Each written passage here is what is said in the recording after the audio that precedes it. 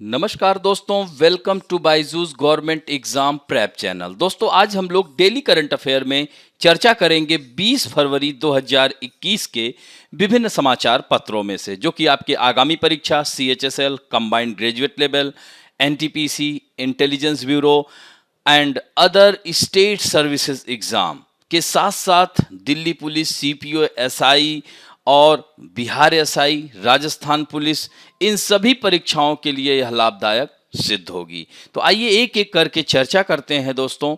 आज के राष्ट्रीय मामलों में पहली खबर है successful test of anti tank missile Dhruvastra in Pokhran. Pokhran कहाँ है दोस्तों?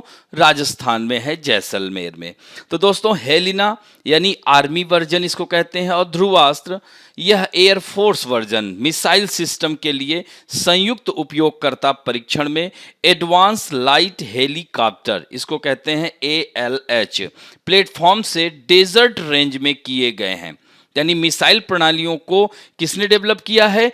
DRDO ने, डिफेंस रिसर्च डेवलपमेंट ऑर्गेनाइजेशन द्वारा स्वदेशी रूप से डिजाइन और विकसित किया गया है। दोस्तों यह तीसरी पीढ़ी की दागो और भूल जाओ, स्टेन एंड फॉरगेट की तकनीक पर काम करने वाला देश में ही विकसित इस मिसाइल को ध्रुवास्त्र नाम दिया गया है। देख रहे हैं यहाँ पर, इसी से इसको किया गया है एयर, इसीलिए इसको हेलिना ग्रुप का माना जा रहा है। दोस्तों यह नाग पीढ़ी की इस मिसाइल को हेलीकॉप्टर से दागे जाने के कारण इसे हेलिना नाम दिया गया। तो DRDO के वैज्ञानिकों का दावा है कि यह मिसाइल सभी तरह के मौसम और चाहे दिन हो या रात अपने लक्ष्य पर एकदम सटीक निशाना बनाने में सक्षम है। इस मिसाइल की रेंज 4 to 8 किलोमीटर है। ध्रुवास्त्र नामक हेलिना हथियार प्रणाली के एक संस्करण को भारतीय वायुसेना में शामिल किया जा रहा है और इसका इस्तेमाल ध्रुव हेलीकॉप्टर के साथ किया जाएगा। साथ ही इसे हल्के लड़ाकू हेलीकॉप्टर से भी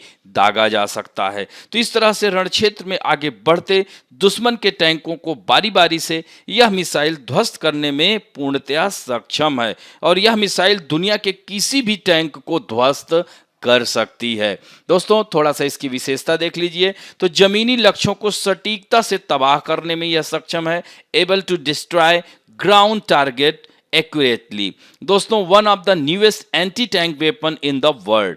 नाग मिसाइल का हेलीकॉप्टर लॉन्च वर्जन है हेलिना, ध्यान रखेंगे, और 7 से 8 किलोमीटर तक इसकी रेंज हो सकती है। और HAL ध्रुव HAL लाइट कॉम्बैक्ट हेलीकॉप्टर से इसे लॉन्च किया गया है। अब बढ़ते हैं दोस्तों, दूसरी महत्वपूर्ण खबर है इनॉग्रेशन ऑफ अटल पर्यावरण भवन इन लक्षद्वीप। दोस्तों लक्षद्वीप क्या है? एक केंद्र शासित प्रदेश है, भारत का सबसे छोटा केंद्र शासित प्रदेश है, यानी smallest union territory state of India Lakshadweep. इसकी राजधानी क्या है दोस्तों? कावारात्री है। ये कहाँ अवस्थित है? अरब सागर में अवस्थित है। यहाँ पर बहुत सारे आइलैंड हैं, यानी यहाँ का करीब 36 द्वीप ऐसा है जहां पर मानव आवास है। यानी यहाँ पर द्वीप जैसे अमीनी दीवी, कावारात्री, एंड्रोट, चेरिया बिनानी, मिनिकॉय द्वीप, यह सारे महत्वपूर्ण द्वीप, कन्नानोर द्वीप। तो यहाँ पर याद रखना, इसी के नीचे जो है अगर थोड़ा सा बढ़ेंगे तो मालदीव पड़ता है। तो 8 डिग्री चैनल मालदीव और मिनिकॉय को अलग करता है। उसी तरह से 9 डिग्री चैनल जो है मिनिकॉय और कावारात्री जो कि राजधानी है कावारात्री को अलग करता है। और दोस्तों परसेंटेज के आधार पर सबसे अधिक ट्राइब्स यानी 94.8% ट्राइबल समूह कहाँ पाया जाता है? लक्षद्वीप में पाया जाता है। तो दोस्तों केंद्रीय मंत्री प्रकाश जावड़ेकर ने लक्षद्वीप में अटल पर्यावरण भवन का उद्घाटन किया है और यह कॉम्प्लेक्स केंद्र शासित प्रदेश लक्षद्वीप में अब तक का सबसे बड़ा कॉम्प्लेक्स है। इस भवन की विशेषता है कि पूरी तरह से पर्यावरण को ध्यान में रखकर बनाया गया है। 22,000 स्क्वायर फुट से ज्यादा के क्षेत्र में बने इस भवन में समुद्री जैव विविधता के बारे में अनुसंधान करने के लिए, यानी बायोडाइवर्सिटी कहाँ की? मरीन बायोडाइवर्सिटी के लिए अत्याधुनिक सुविधाएं यहाँ पर मौजूद हैं। और यह 3 साल में बनाया गया और इसकी लागत आई है 10 करोड़ रुपए। तो दोस्तों इसे भी ध्यान रखेंगे। अब बढ़ते हैं, union cabinet minister Nitin Gadkari launches go electric campaign. सीधे पूछ लेगा आपसे कि यह गो इलेक्ट्रिक कैंपेन किस मंत्री के द्वारा, किस यूनियन केंद्रीय मंत्री के द्वारा इसकी शुरुआत की गई। तो इलेक्ट्रिक जो है ईवी चार्जिंग इंफ्रास्ट्रक्चर और ई मोबिलिटी के साथ साथ भारत में इलेक्ट्रिक कुकिंग के फायदे के बारे में जागरूकता फैलाने के लिए केंद्रीय सड़क परिवहन और राज्य मंत्री नितिन गडकरी ने 19 फरवरी 2021 को गो इलेक्ट्रिक अभियान की शुरुआत की है। दोस्तों, इस अभियान की शुरुआत करते हुए इन्होंने कहा कि गो इलेक्ट्रिक भारत का भविष्य है, जो कि पर्यावरण के अनुकूल, लागत प्रभावी और स्वदेशी इलेक्ट्रिक उत्पादों को बढ़ावा देने में मदद करेगा। जैसे अभी कुछ ही दिन पहले आपने देखा होगा कि गडकरी साहब ही ने सीएनजी ट्रैक्टर स्टार्ट किया था और अब जो है इलेक्ट्रिक ट्रैक्टर भी बात की जा रही है। अगले 15 दिनों में इलेक्ट्रिक ट्रैक्टर भी आ जाएगा मार्केट में। तो इस तरह से नितिन गडकरी साहब ने कहा है 15 दिनों में यह ट्रैक्टर यानी इलेक्ट्रॉनिक से चलेगा। तो ये भी गो इलेक्ट्रिक कैंपेन का ही एक हिस्सा होगा। यानी उन्होंने कहा है कि अगले 15 दिनों में इलेक्ट्रिक ट्रैक्टर भी लॉन्च हो जाएगा। हालांकि भारत का पहला इलेक्ट्रिक ट्रैक्टर जो है सोनालिका ने पिछले साल दिसंबर में ही महीने में भारत का पहला इलेक्ट्रिक ट्रैक्टर लॉन्च किया था। कंपनी ने इसे 5.99 लाख रुपए की इंट्रोडक्टरी कीमत में भारतीय बाजार में उतारा था। तो टाइगर इलेक्ट्रिक नाम से लॉन्च इस इलेक्ट्रिक ट्रैक्टर में लेटेस्ट टेक्निक का इस्तेमाल किया गया है। इसके अलावा इस इलेक्ट्रिक ट्रैक्टर को यूरोप में डिजाइन किया गया था। तो टाइगर इलेक्ट्रिक मशीन जो एमिशन फ्री ट्रैक्टर है, जो कि आवाज नहीं करता, इसकी top speed 24.93 kilometre per hour है। इसमें IP67 कंप्लायंट वाली 25.5 kilowatt natural cooling compact battery दी गई है और कंपनी के दावे के मुताबिक इसे रेगुलर होम चार्जिंग की मदद से 10 घंटे में फुल चार्ज किया जा सकता है। वहीं फास्ट चार्जिंग की मदद से ग्राहक इसे महज 4 घंटे में ही चार्ज कर सकते हैं। तो इस तरह से आप देख सकते हैं कि हमारी भारत सरकार पूरी तरह से पर्यावरण अनुकूल ऊर्जा के उत्पादन में लगातार वृद्धि कर रही है और ऐसे में इस तरह से अगर हम इलेक्ट्रॉनिक वाहनों का प्रयोग करेंगे तो इसके साथ साथ हमारा पर्यावरण भी सुरक्षित होगा, जो कि जैसे दिल्ली जैसे महानगरों में आप वायु प्रदूषण की समस्या देख ही रहे हैं। तो ऐसे में यह अभियान बहुत सारा मदद करेगा और इसके साथ साथ हम ऊर्जा के उत्पादन में आमूलचूल परिवर्तन कर सकेंगे और बहुत सारा साधन ऊर्जा के उपलब्ध करा सकेंगे। दोस्तों, इसका जो उद्देश्य है, इस अभियान का जो महत्वपूर्ण उद्देश्य है कि आने वाले वर्षों में हम भारत के जीवाश्म ईंधन समझते हैं ना, फॉसिल्स फ्यूल जैसे कोयला है, पेट्रोलियम है। अब देखिए ना, कोयला वगैरह क्या है, आने वाले दिनों में ये सब समाप्त हो जाएंगे। तो अगर इनका विकल्प हम लोग नहीं ढूंढेंगे तो आने वाले समय में हम कैसे विकास के अपने मार्ग में बढ़ पाएंगे। तो इस तरह से कह सकते हैं कि आयात निर्भरता को कम करने में भी ये मदद करेगा और यह एक हरियाली और स्वच्छ भविष्य की दिशा में एक कदम आगे होगा। गो इलेक्ट्रिक अभियान का उद्देश्य है कि पैन इंडिया स्तर पर जागरूकता पैदा करना और इससे इलेक्ट्रिक वाहन निर्माताओं को विश्वास बढ़ाने की भी उम्मीद है। दोस्तों, इससे लाभ क्या होंगे इलेक्ट्रिक ईंधन के? तो इलेक्ट्रिक ईंधन जीवाश्म ईंधन के लिए एक महत्वपूर्ण विकल्प होगा जिसका आयात बिल 8 लाख करोड़ रुपए है। दोस्तों, पारंपरिक ईंधन की तुलना में इलेक्ट्रिक ईंधन ने उत्सर्जन में कमी, कम लागत और वह भी क्या है, स्वदेशी है। तो कम हीट अप व्यय के कारण भारत में इलेक्ट्रिक खाना पकाने से ग्राहकों को भी लाभ हो सकता है। सार्वजनिक परिवहन का विद्युतीकरण न केवल किफायती होगा बल्कि पर्यावरण के अनुकूल होगा। खासकर जैसे मैंने कहा, महानगरों की स्थिति बहुत ही दयनीय है और कृषि क्षेत्र में भी कृषि अपशिष्ट बायोगैस से हरित ऊर्जा उत्पन्न की जा सकती है जो देश भर के किसानों के लिए फायदेमंद होगी। जैसा कि अभी हमने बताया, कुछ दिन पहले ही सीएनजी ट्रैक्टर शुरू किया था। अब सोचिए, सीएनजी ट्रैक्टर की शुरुआत की है और इससे कितना ज्यादा किसानों को लाभ होगा। क्योंकि आप डीजल के दाम आप देख रहे हैं कि 80 रुपए प्रति लीटर, जबकि सीएनजी का जो दाम है 25 रुपए। तो कितना लाभ होगा। तो और साथ साथ पर्यावरण अनुकूल भी होगा। और सरकार पूरी तरह से प्रयासरत है, जो पराली को जला देते हैं उससे भी यह सीएनजी ट्रैक्टर में गैस बनाने में मदद की जाएगी। तो इस तरह से आप देख सकते हैं कि सरकार नित नए प्रयोग कर रही है, ऊर्जा के नए नए साधन उपलब्ध करा रही है। अब बढ़ते हैं दोस्तों, गो इलेक्ट्रिक जो लोगो है उसको लॉन्च किया गया है। लॉन्च के दौरान गो इलेक्ट्रिक लोगो का भी अनावरण किया गया था, जो ई मोबिलिटी इकोसिस्टम के विकास को दर्शाता है।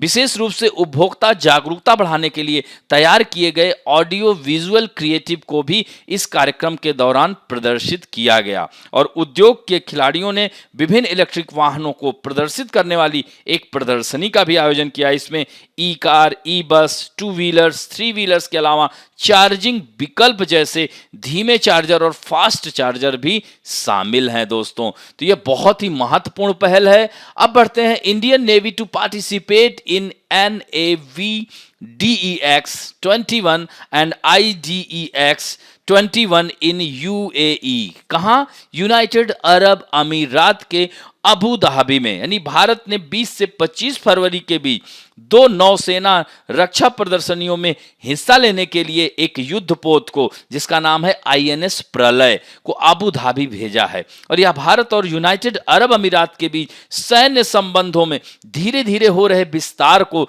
सैन्य संगठन में और मजबूती आएगी। दोस्तों, युद्धपोत प्रलय या इसे INS प्रलय, यहां पर इसको प्रलय ही लिखिए, याद रखें, PRALAY। प्रलय arrived in Abu Dhabi to participate in the Naval Defense Exhibition, इसे NAVDEX 21 and the International Defense Exhibition IDEX 21 कहते हैं। ये भी ध्यान रखना दोस्तों। तो दोस्तों, INS प्रलय स्वदेश निर्मित प्रबल क्लास मिसाइल पोत का दूसरा जहाज है। इसे हथियारों और सेंसरों के एक प्रभावशाली सीरीज के साथ लगाया गया है, जिसमें चैफ लॉन्चर और लंबी रेंज वाली सतह से सतह मारने वाली मिसाइलें भी इसमें शामिल हैं। तो इस तरह से आप देख सकते हैं, यहां पर ये पॉइंट 2 बार है, इसको ध्यान रखेंगे। और भारतीय सेना के प्रमुख जनरल मनोज मुकुंद नरवणे ने दिसंबर में यूनाइटेड अरब अमीरात का दौरा किया था। खाड़ी देश के लिए 1.3 मिलियन मजबूत सेना के प्रमुख की ओर से पहली बार किया गया यह दौरा रणनीतिक रूप से महत्वपूर्ण था। तो इस तरह से भारत और यूनाइटेड अरब अमीरात के बीच सैन्य संबंध, राजनीतिक संबंध, सांस्कृतिक संबंध, इन सब में प्रगाढ़ता आएगी। अब बढ़ते हैं दोस्तों अंतर्राष्ट्रीय मामलों में। US says it is willing to sit down for talk with Iran and other nations on nuclear deal. दोस्तों, जैसा कि आपने देखा होगा, ट्रंप पूरी तरह से ईरान से दूरी बनाए हुए थे, लेकिन नए राष्ट्रपति अमेरिका के जोसेफ बाइडेन ने इच्छा जाहिर की है ईरान के साथ कूटनीतिक चर्चा करने में। तो बाइडेन प्रशासन ने कहा है कि ईरान के परमाणु कार्यक्रम पर आगे की कूटनीति पर चर्चा करने के लिए वह ईरान और विश्व की शक्तियों के साथ बैठकर बात करने के लिए वह इच्छुक हैं। तो पूर्ववर्ती ट्रंप प्रशासन द्वारा 2015 के परमाणु समझौते से अलग होने के बाद अब इसे नए सिरे से आकार देने की दिशा में यह बड़ा कदम होगा। और इस समझौते के तहत ईरान ने 2025 तक अपने परमाणु कार्यक्रम को बहुत अधिक सीमित करने पर सहमति जताई थी। और ट्रंप का तर्क था कि इससे ईरान के लिए परमाणु हथियारों का रास्ता साफ हो जाएगा। दोस्तों, यह नजदीकी भारत के दृष्टिकोण से अगर हम लोग देखते हैं, भारत के एंगल से देखते हैं, तो सामरिक दृष्टिकोण से, राजनीतिक दृष्टिकोण से, आर्थिक दृष्टिकोण से बहुत ही महत्वपूर्ण होगा। अगर यह दोनों देशों में आपसी निकटता अगर आ जाती है तो भारत के लिए रास्ते खुल जाएंगे। क्योंकि भारत ने ईरान से बहुत सारी चीजों के लिए, अमेरिका ने प्रतिबंध लगा दिया था कि आप इनसे वस्तुओं को नहीं लीजिए। तो अब जैसे पेट्रोलियम, अभी खाड़ी देशों से हम पेट्रोलियम पर रोक लगा दिए हैं, तो ऐसे में यह सब द्वार खुल जाएंगे और पेट्रोलियम की कीमतें जो लगातार बढ़ रही हैं उस पर भी हम काबू पा सकते हैं। तो आर्थिक दृष्टिकोण से भी यह भारत के लिए बहुत ही अच्छा रहेगा। दोस्तों, ईरान के परमाणु कार्यक्रम पर कूटनीतिक रास्ते पर आगे बढ़ने के लिहाज से चर्चा करने के लिए P5+1 देशों और ईरान की बैठक में शामिल होने के लिए यूरोपीय संघ के उच्च प्रतिनिधि के निमंत्रण को अमेरिका स्वीकार करेगा। अब दोस्तों P5 क्या है, तो यह संयुक्त राष्ट्र सुरक्षा परिषद के 5 स्थायी सदस्य, ये भी पॉइंट बहुत ही इंपॉर्टेंट है, याद रखना। कौन कौन है? चीन, फ्रांस, रूस, ब्रिटेन, अमेरिका। और इसके साथ P5+1 क्या है, तो वो जर्मनी है, ये भी ध्यान रखना। तो इन देशों ने ओबामा प्रशासन के दौरान ईरान के साथ समझौता किया था। ईरान फिर से संयुक्त समग्र कार्रवाई योजना, इसको JCPOA कहते हैं, याद रखना, ज्वाइंट कंपोजिट एक्शन प्लान कहते हैं, या इसे ईरान समझौता भी हम कह सकते हैं, या इसे ईरान परमाणु करार भी कह सकते हैं। तो इस तरह से ईरान के परमाणु कार्यक्रम पर यह समझौता 14 जुलाई 2015 को वियना, कहाँ है? ऑस्ट्रिया की राजधानी है, जो कि डैन्यूब नदी के किनारे बसा है। और दोस्तों यहीं पर IAEA international atomic energy agency का हेडक्वार्टर भी है। तो ईरान तथा P5+1 देशों के बीच हुआ था। तो इस तरह से अमेरिका और E3 देशों ने एक संयुक्त बयान में परमाणु अप्रसार व्यवस्था को बरकरार रखने में उनके साझा बुनियादी सुरक्षा हितों को व्यक्त किया है, जिसमें ईरान कभी कोई परमाणु शस्त्र विकसित नहीं कर सके। और इस संदर्भ में JCPOA का निष्कर्ष बहुपक्षीय कूटनीति की एक अहम उपलब्धि है। तो दोस्तों एक बहुत ही अच्छा संदेश है, कह सकते हैं, हमारे देश के लिए और खासकर अंतर्राष्ट्रीय जगत के लिए भी यह बहुत अच्छी बात है कि ईरान और अमेरिका एक मंच पर आएंगे और बातों को सुलझा करके विश्व में शांति कायम करेंगे। अब बढ़ते हैं समाचारों में विभिन्न राष्ट्रीय अंतर्राष्ट्रीय व्यक्तित्व में। जैसा कि आपको मैं पहले भी रोज लगभग चर्चा करता रहता हूं, तो हमारे देश के लोग पूरे विश्व में परचम लहरा रहे हैं। उसी में एक कड़ी है डॉक्टर स्वाति मोहन, एक भारतीय अमेरिकी वैज्ञानिक हैं जो विकास प्रक्रिया के दौरान प्रमुख सिस्टम इंजीनियर होने के अलावा टीम की देखभाल भी करती हैं, यानी और गाइडेंस, नेविगेशन, कंट्रोल के लिए मिशन कंट्रोल स्टाफिंग का शेड्यूल करती हैं। तो नासा की वैज्ञानिक डॉक्टर स्वाति मात्र 1 साल की थी तब वह भारत से अमेरिका आ गई थी। उन्होंने अपने ज्यादातर बचपन उत्तरी वर्जीनिया वाशिंगटन DC मेट्रो क्षेत्र में बिताया।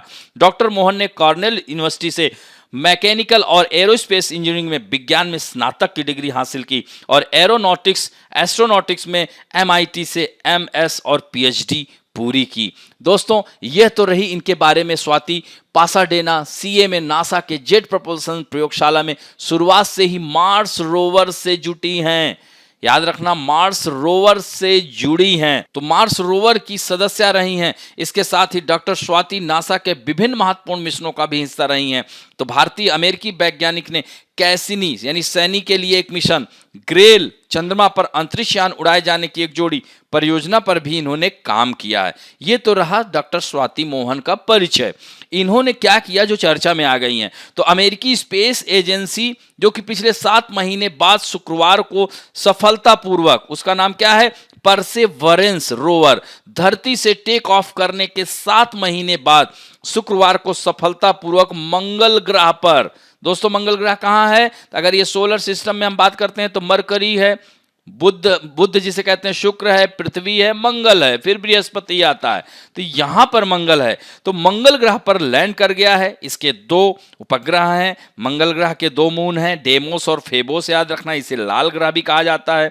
यहां जीवन की संभावनाएं हैं। तो नासा की कैलिफोर्निया स्थित जेट प्रपोल्सन लैबोरेटरी में परसेवरेंस की लाल ग्रह की सतह पर उतरने को लेकर लोगों में उत्साह चरम पर था और भारतीय समय के अनुसार 2:25 पर इस मार्स रोवर ने लाल ग्रह की सतह पर सफलतापूर्वक लैंड किया और इसकी लैंडिंग के साथ ही नासा के वैज्ञानिकों व कर्मचारियों के बीच खुशी की लहर दौड़ गई। उनमें से विशेष रूप से एक भारतीय मूल की वैज्ञानिक डॉक्टर स्वाति मोहन के लिए अधिक उत्साह का क्षण था। तो उन्होंने ही यह बताया कि हम लोग लैंड कर गए। तो यही इनके बारे में हमने ऊपर बताया है, तो यह ध्यान रखेंगे दोस्तों। अब बढ़ते हैं next, Bhim army Chandrashekhar Azad named in times list.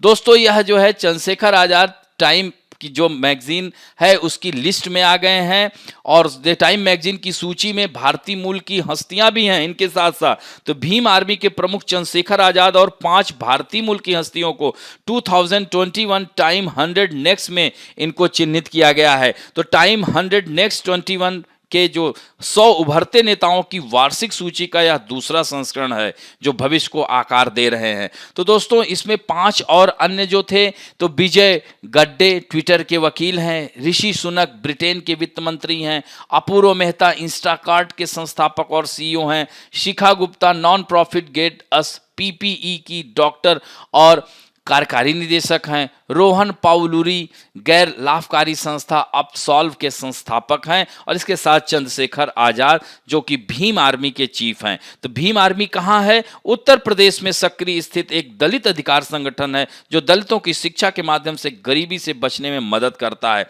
और इसकी स्थापना 2015 में सतीश कुमार, विजय रतन सिंह और चंद्रशेखर आजाद ने की थी। अब दोस्तों बढ़ते हैं बैंकिंग और वित्त संबंधी समाचारों में।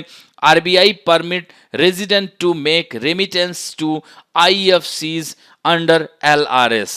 दोस्तों भारतीय रिजर्व बैंक ने देश में अंतरराष्ट्रीय वित्तीय सेवा केंद्रों जिसे international financial services centres IFCs को उदारीकृत प्रेषण योजना यानी लिबरलाइज्ड रेमिटेंस स्कीम, जिसको LRS स्कीम के तहत निवासी व्यक्तियों को रेमिटेंस बनाने की अनुमति दी है। यानी भारतीय रिजर्व बैंक के निर्णय का उद्देश्य IFCs के में वित्तीय बाजारों को और गहरा करना है और निवासी व्यक्तियों को अपने पोर्टफोलियो में विविधता लाने का अपॉर्चुनिटी प्रदान करेगा। RBI ने LRS पर मौजूदा दिशा निर्देशों की समीक्षा की है और विशेष आर्थिक क्षेत्र अधिनियम 2005, ये भी याद रखना, स्पेशल इकोनॉमिक जोन इसको कहते हैं, 2005 और 6 से लागू किया गया था, के तहत भारत में स्थापित LRS से IFCs के तहत निवासी व्यक्तियों को प्रेषण बनाने की अनुमति देने का निर्णय लिया है। दोस्तों प्रेषण केवल IFC में प्रतिभूतियों में निवेश करने के लिए किया जाएगा जो कि भारत में रहने वाली संस्थाओं कंपनियों द्वारा जारी किए गए हैं। खाते में इसकी प्राप्ति की तारीख में 15 दिनों तक की अवधि के लिए खाते में कोई भी राशि बेकार पड़ी है तो जिसे तुरंत भारत में निवेशक के घरेलू INR खाते में वापस लाया जा सकता है। ये बहुत ही अच्छी पहल RBI की। अब बढ़ते हैं पुस्तकें और पुरस्कारों में। द बुक राष्ट्र प्रथम 82 वर्षों की स्वर्णिम गाथा। दोस्तों केंद्रीय गृह मंत्री श्री अमित शाह ने नई दिल्ली में CRPF से संबंधित है, दोस्तों इसे ध्यान रखेंगे। तो यानी इसको कह सकते हैं कि CRPF के बारे में इस किताब में दिया गया है।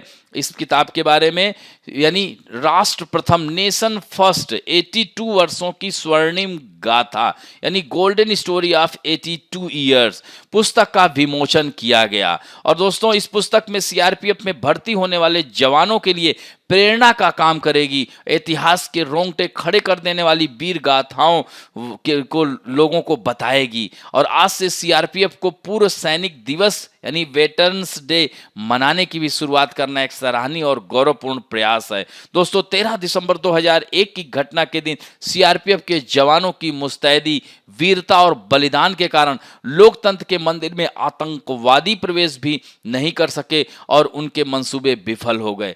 तो इस तरह से देश के प्रथम गृह मंत्री सरदार वल्लभ भाई पटेल ने CRPF को अपना झंडा देकर आजादी के बाद एक दल के रूप में देश के सामने रखने का काम किया और तब से लेकर आज तक यह बल सबसे बड़े सुरक्षा बल के रूप में आंतरिक सुरक्षा में अपनी सेवाएं दे रहा है। तो CRPF के जवानों ने सीमा पर और देश के अंदर सभी मोर्चों पर अपनी ड्यूटी को बखूबी निभाया है और कभी भी प्रतिकूल परिस्थिति का विचार किए बगैर हर मोर्चे पर सराहनीय काम किया है। तो इस तरह से इसी पर आधारित यह पुस्तक लिखी गई है और इसका संकलन किसने किया है ये भी ध्यान रखेंगे दोस्तों। तो इसका संकलन है झा साहब, इसका जो गाथा का संकलन किया है डॉक्टर भुवन झा ने, ये नाम याद रखना। तो देश की एकता के लिए खतरा बनने वाले राष्ट्र विरोधी तत्वों के षड्यंत्र को किस तरह से CRPF ने विफल किया, इन सब की जानकारी इस पुस्तक में डाली गई है दोस्तों।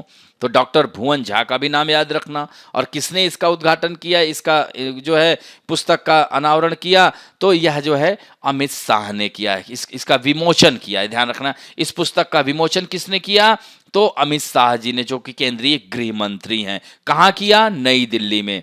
अब बढ़ते हैं दोस्तों खेल समाचारों में। अंकिता विन हर फर्स्ट WTA टाइटल। दोस्तों भारत की अंकिता रैना, याद रखना, अपनी रूसी जोड़ीदार कैमिला राखिमोवा के साथ मिलकर Phillip island trophy tennis tournament में महिला युगल का खिताब जीता, जो उनका पहला WTA खिताब है। और इस जीत से वह 28 वर्षीय भारतीय खिलाड़ी महिला युगल रैंकिंग में अपने कैरियर में पहली बार शीर्ष 100 में भी शामिल हो जाएंगी। अंकिता और कैमली की जोड़ी ने फाइनल में अन्ना बिलिनकोवा और अनास्तासिया पोटापोवा की रूसी जोड़ी को हराया। तो इस तरह से भारतीय खिलाड़ी ने इस जीत से अपनी रूसी जोड़ीदार के साथ $8,000 बांटे और उन्हें 280 रैंकिंग अंक मिले। इससे वह अगले सप्ताह जारी होने वाली WTA रैंकिंग में 94वें पॉइंट पर पहुंच जाएंगी, 4वें रैंक पर पहुंच जाएंगी। अंकिता अभी 115वें स्थान पर हैं। तो यह जो है महत्वपूर्ण है और ध्यान रखना कि सानिया मिर्जा के बाद दूसरी ऐसी भारतीय हैं जो इतनी अच्छी रैंकिंग पे पहुंचेंगी। अब बढ़ते हैं दोस्तों महत्वपूर्ण दिवस में। वर्ल्ड पेंगोलिन डे आज मनाया जा रहा है 20 फरवरी को। ध्यान रखना ये हर साल फरवरी के तीसरे शनिवार को मनाया जाता है। और दोस्तों इस बार यह 20 फरवरी 2021 को वार्षिक विश्व पेंगोलिन दिवस मनाया जा रहा है। यह आयोजन 10वें संस्करण को चिन्हित करता है और इस दिन का उद्देश्य उन अद्वितीय स्तनधारियों के बारे में जागरूकता बढ़ाना, संरक्षण प्रयासों को तेज करना। एशिया और अफ्रीका में पेंगोलिन की संख्या तेजी से घट रही है, तो यह ध्यान रखेंगे। अब बढ़ते हैं दोस्तों, let us talk about some important fact में आज हम बात करेंगे मेघालय की। दोस्तों किसी बच्चे ने कमेंट किया था कि केंद्र शासित प्रदेशों के बारे में बताइए, तो अभी हम नॉर्थ ईस्ट स्टेट है, यह कंप्लीट होने के बाद केंद्र शासित प्रदेशों पर ही आ जाएंगे। एक एक करके स्टेप बाय स्टेप चलेंगे तो इससे आपका तैयार होता चलेगा। तो हम सारे केंद्र शासित प्रदेशों के बारे में आपको एक एक जानकारी देंगे, आप एकदम बेफिक्र हैं। तो दोस्तों इसकी स्थापना 1972 में हुई थी। इसकी राजधानी शिलोंग है। यहाँ पर 11 जिले हैं। सत्यपाल मलिक राज्यपाल हैं, कोनराड संगमा मुख्यमंत्री हैं। 60 सीटें हैं विधानसभा की, राज्यसभा की 1 सीटें हैं और लोकसभा की 2 सीटें हैं। दोस्तों इसका कुल क्षेत्रफल में 22वां स्थान है और जनसंख्या में भी 22वां स्थान है और घनत्व इसका 130 है। याद रखना, स्क्वायर किलोमीटर या वर्ग किलोमीटर इसको लिख सकते हैं। और इसकी साक्षरता दर 75.84 यानी 24वां स्थान है, ये ध्यान रखना। यह कौन सा स्थान है? 24वां स्थान है, 24th रैंक है, ये ध्यान रखना। लिटरेसी रेट में, साक्षरता दर में। और एवरेज भारत का कितना है? 73% है। और यह इसमें कितना है मेघालय की? 75%। और यहाँ की आधिकारिक भाषा अंग्रेजी है। स्तनपाई यहाँ का क्लाउडेड लेपर्ड है। पक्षी जो है पहाड़ी मैना है। फूल है लेडीज जिलिस्पर आर्किड है। वृक्ष जो है, पेड़ जो है गमहार यानी गमलिना आर्बोरिया है, ये भी ध्यान रखेंगे दोस्तों। और मेघालय के बारे में थोड़ा सा मानचित्र में आइए देखते हैं। यह मेघालय देख रहे हैं, ऊपर असम, इधर भी असम, चारों ओर से असम से और बांग्लादेश से, यानी एक राज्य और एक अंतर्राष्ट्रीय देश से यह स्पर्श करता है। मेघालय का नामकरण डॉक्टर SP चटर्जी ने किया था और कोलकाता विश्वविद्यालय में भूगोल के प्राध्यापक थे। दोस्तों यह जो है महत्वपूर्ण मेघालय पर्यटन के दृष्टिकोण से यहाँ के जो है जनजातियां गारो, खासी और जैंतिया, पहाड़ियां भी हैं यहाँ पे गारो, खासी और जैंतिया की। तो इस तरह से राजमहल गारो गैप बीच में आ जाता है, नहीं तो पश्चिम बंगाल भी इसे स्पर्श कर रहा होता। तो यहाँ पर देखिए, यहाँ का जो मेघालय के उत्सव हैं, फेस्टिवल हैं, इनके बारे में थोड़ा सा जान लीजिए। नोग कर्म डांस फेस्टिवल, यह जो है यहाँ मेघालय मनाया जाता है। प्रमुख त्योहारों में से एक है, जो प्रतिवर्ष नवंबर के महीने में आयोजित होने वाला 5 दिवसीय फेस्टिवल है। तो नोंग कर्म डांस फेस्टिवल का आयोजन खासी जनजाति के द्वारा, किसके द्वारा? खासी जनजाति के द्वारा मनाया जाता है और फसल को धन्यवाद के रूप में मनाया जाता है। यह फेस्टिवल बकरी की बलि के साथ शुरू होता है। तो नोंग क्रेम शब्द का अर्थ ही है बकरी हत्या समारोह, यानी नोंग कर्म। इस त्योहार में लड़के लड़कियों का सुंदर डांस देखने को मिलता है। और दूसरा है वांगला फेस्टिवल।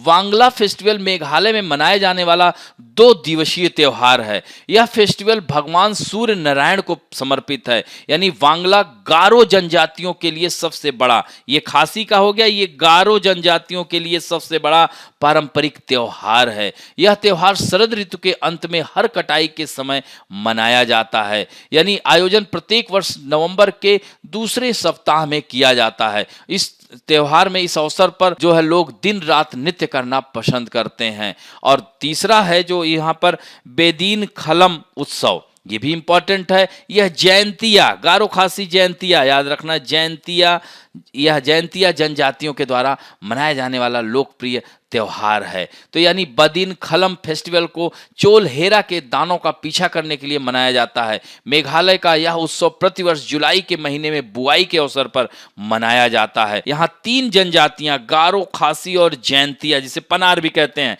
इसके अलावा कुछ अन्य जातियां हजोंग और तीवा भी निवास करती हैं। तो यह जो है महत्वपूर्ण है, गारो, खासी, जयंतिया। अब यहाँ का लोक नृत्य भी थोड़ा सा हम लोग चर्चा कर लेते हैं।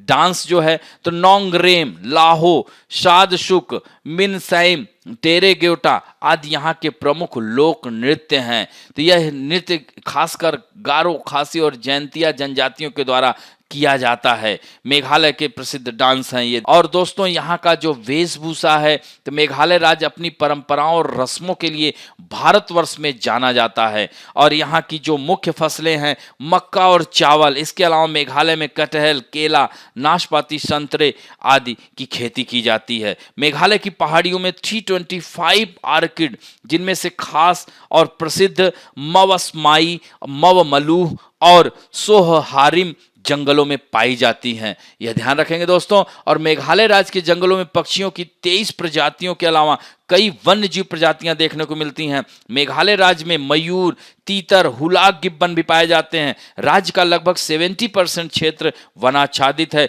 जिसमें घने उपोष्ण कटिबंधीय वन भी शामिल हैं। दोस्तों गारो हिल में नॉकरेक बायोस्फीयर पार्क और दक्षिण गारो हिल में बालपाक्रम नेशनल पार्क मेघालय राज्य के सबसे खूबसूरत पार्कों के रूप में माना जाता है। दोस्तों मेघालय के जो पर्यटन स्थल, आप लोग अगर मेघालय नहीं घूमे, नॉर्थ ईस्ट गए हैं तो कहीं नहीं गए। बहुत ही सुंदर सुंदर जगह हैं। जैसे इसमें सबसे पहले चेरापूंजी का नाम आता है। तो यह जो है चेरापूंजी के बारे में कहा जाता है कि एक समय में सबसे अधिक वर्षा यहाँ होती थी। अब तो मौसिन राम हो गया है। तो मेघालय में सबसे सुंदर स्थान है, घूमने लायक अद्भुत पर्यटन स्थल है। पृथ्वी पर सबसे शानदार जगह के रूप में चेरापूंजी विश्व विख्यात पर्यटन स्थल के रूप में जाना जाता है। तो नोह कलिकाई फॉल्स, थेलन फॉल्स, नोह संग थियांग फॉल्स और बरसाती धुंध वाली जगह पर्यटकों के बीच लोकप्रिय है। और दूसरा है मौसिन राम। दोस्तों विश्व की सबसे अधिक 1141 सेंटीमीटर वर्षा होती है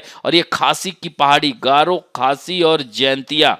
तो दोस्तों खासी की पहाड़ी में ही ज्यादा वर्षा क्यों होती है? क्योंकि ये पहाड़ी इन दोनों की अपेक्षा थोड़ी ऊंची है। और दोस्तों जब बंगाल की खाड़ी से हवाएं आती हैं, आर्द्रता युक्त हवाएं इन पहाड़ियों में फंस जाती हैं और यही कारण है कि यहाँ पर रोज वर्षा होती है।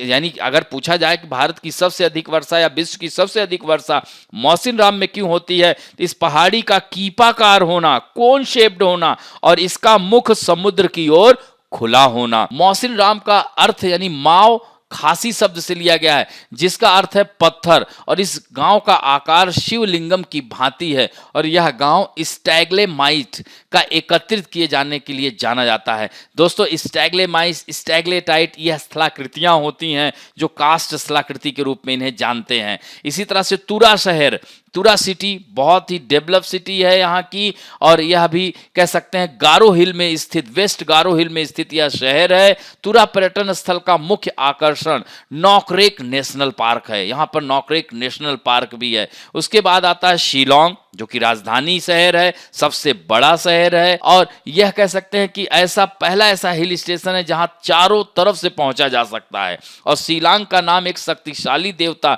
यू शेलोंग के नाम पर रखा गया था। इसे पूर्व का स्कॉटलैंड भी कहा जाता अपनी रमणीक पहाड़ियों के कारण। बहुत ही सुंदर जगह है। और नोंगपोह पूर्वी खासी की पहाड़ी में है, यानी पूर्वी इधर पड़ेगा। पूर्वी खासी हिल में एक छोटा सा शहर है। ब्रह्मपुत्र मैदानों के नजदीक यह स्थान शिलांग पहुंचने से पहले अति लोकप्रिय है। दोस्तों उसके बाद जवाई सिटी आ जाती है। जवाई सिटी ये जयंतिया हिल्स में पड़ता है। सुंदर जो है कह सकते हैं, यहाँ पर बहुत ही अच्छा इसकी व्यवस्था की गई है। जवाई नामक यह स्थान विशाल विरासत और संस्कृतियों का अटूट मिश्रण है। दोस्तों यहाँ के जो है थडलास्केन झील और लालोंग पार्क प्रसिद्ध पर्यटन स्थल है। उसके बाद बाघमारा की बात आती है। यह केवल वनस्पतियों और जीवों के लिए समृद्ध है, बल्कि इसे अन्य आकर्षण में झील, नदियां, पहाड़ियां और कई प्राकृतिक महत्व के स्थान में शामिल है। तो बाघमारा मेघालय शहर से लगभग 4 किलोमीटर की दूरी पर स्थित है। बाघमारा रिजर्व फॉरेस्ट भी है, जहां लंगूर, हाथियों और पक्षियों का निवास स्थान है। इसी तरह से विलियम नगर है, यह भी बहुत खूबसूरत जगह है। और रहस्यमयी माओसई गुफा भी है। तो माओसई जो केव है, इसके बारे में कहा जाता है, देखिए इसके बारे में जो कहानी बता रहे हैं इससे आपको याद हो जाए, तो यह एक अद्भुत और रहस्यमयी गुफा है। माओसई गुफा इनमें से प्रमुख जो लोकप्रिय स्थल कह सकते हैं, यह चेरापूंजी के केंद्र से लगभग 6 किलोमीटर की दूरी पर है। भूल भुलैया की तरह इस गुफा में चमकती हुई रोशनी और अनगिनत पत्थर देखे जा सकते हैं। और इस गुफा की जो लंबाई है दोस्तों 150 किलोमीटर, 150 किलोमीटर। इसके बाद आता है नोहक लिकाई जलप्रपात है। नोहक लिकाई जलप्रपात इतना सुंदर देखने में लगता है, इसके झरने की ऊंचाई 350 मीटर है। और इस जलप्रपात की खूबसूरती और आनंद लेने के लिए टूरिस्ट दूर दूर से आते हैं। और उसके बाद आता है दाउकी झील, और ये दाउकी झील भारत और बांग्लादेश के बीच व्यापार का एक प्रमुख केंद्र भी है। उसके बाद एलिफेंट फॉल आता है, याद रखना इसको हाथी झरना या एलिफेंट फॉल्स कहते हैं। जैंतिया हिल्स राजसी पहाड़ियों की भूमि है, यह पूर्व जैंतिया साम्राज्य का हिस्सा है। तो यहाँ पर भी बहुत सारा खनिज संपदा भी है। इसके बाद आता है उमियम झील। उमियम झील जो है यहाँ कई बार एग्जाम में आया हुआ है, ये मानव निर्मित झील है। शिलांग में घूमने वाली जगह में उमियम झील एक क्या है, मैन मेड लेक है। और यह भारत के उत्तरी पूर्वी राज्य मेघालय की राजधानी शिलांग से 15 किलोमीटर दूरी पर है। और मावलिन नांगगांव गांव का नाम है दोस्तों, ये भी आकर्षण का केंद्र बना रहता है। इसे गॉड्स ऑन गार्डन के रूप में भी जाना जाता है इस गांव को, दोस्तों ये ध्यान रखेंगे। और इसी में जो है महत्वपूर्ण आ जाता है, यह गांव के बाद कैलोंग रॉक है, फिर नोही सिंह थिंग यांग फॉल्स, ये भी बहुत ही सुंदर वाटरफॉल है दोस्तों। यह चेरापूंजी से लगभग 4 किलोमीटर की दूरी पर स्थित है। और बालपाक्रम, ये लेडी हैदर पार्क है, double decker living root bridge है, ये सब बहुत ही सुंदर स्थान है जो कि घूमने लायक स्थान है। तो इस तरह से हमने मेघालय के बारे में बताया। इन सब पॉइंट्स कभी कभी आपकी परीक्षा में सीधे आ जाएंगे। डॉन बॉस्को संग्रहालय किस राज्य में है, तो इस तरह से इसको ध्यान रखना, इसीलिए पॉइंट वाइज हमने दे दिया है। अब बढ़ते हैं दोस्तों आप लोगों के सेक्शन में, जो कि बहुत ही अच्छा उत्तर दे रहे हैं। कुछ लोगों ने थोड़ी सी गलती की है, लेकिन मैं नाम नहीं लूंगा, प्लीज उसको आप लोग देख करके ठीक कर लीजिएगा। आज उत्तर देने वालों में है Madhu Ashutosh, Sanskriti Kumari, Manu Sharma, Mohammad Hasan, Rupinder Kaur, Vimu Verma, Sandeep Yadav, Vivek Singh, Neetu Gautam, Sharmistha Sen, Sudiksha Saliyan, SK, Jeff Bezos, अरे वाह, शिवम चौधरी, सुभाष रानी, सूरज उपाध्याय, राजरतन सिंह, नीतीश शुक्ला, विश्वजीत कुशवाहा, बहात यूनिस, धर्मेंद्र कुमार, सौरभ चौधरी, नीरज हिमता, पूर्णिमा जायसवाल, आदित्य कुशवाहा, स्टडी प्लस, विक्की, प्रशांत शुक्ला, अशोक पांडे, राजेश कुमार, मोइन अहमद। इन्होंने कहा है केंद्र शासित प्रदेश के लिए आप एकदम बेफिक्र रहें। इसी सीरीज में नॉर्थ ईस्ट कंप्लीट होने के बाद मैं केंद्र शासित प्रदेशों के बारे में बताऊंगा, यूनियन टेरिटरी स्टेट के बारे में बताऊंगा। और राजेश कुमार जी हैं, संजय नेगी हैं, मोइन अहमद जी। तो इस तरह से इन लोगों ने कमेंट और जो है उत्तर दोनों दिए हैं। एक आध दो लोगों ने थोड़ा सा उत्तर में जल्दबाजी की है, प्लीज इसे गलत ना करें। अब आइए आज का पहला प्रश्न है, हेलिना और ध्रुव अस्त्र मिसाइल सिस्टम हाल ही में खबरों में थे। इन मिसाइल प्रणालियों को किसने विकसित किया? डीआरडीओ, भारत और रूस, भारत और फ्रांस, भारत और इजराइल। नेक्स्ट क्वेश्चन है, किस राज्य में केंद्रीय मंत्री प्रकाश जावड़ेकर ने अटल पर्यावरण भवन का उद्घाटन किया? लक्षद्वीप, अंडमान निकोबार द्वीप समूह, मालदीव, पश्चिम बंगाल। अब देखिए यहां पर जैसे कि किस राज्य, यहां केंद्र शासित प्रदेश भी याद रखना, तो ऐसे आपको आसान हो जाएगा। नेक्स्ट है, डॉक्टर स्वाति मोहन निम्नलिखित में से किस संस्था से जुड़ी हैं? वर्ल्ड बैंक, नासा, नाटो या यूनेस्को। नेक्स्ट है, निम्न में से किस मंत्री ने 19 फरवरी 2021 को गो इलेक्ट्रिक अभियान की शुरुआत की? प्रकाश जावड़ेकर, पीयूष गोयल, नितिन गडकरी या राजनाथ सिंह?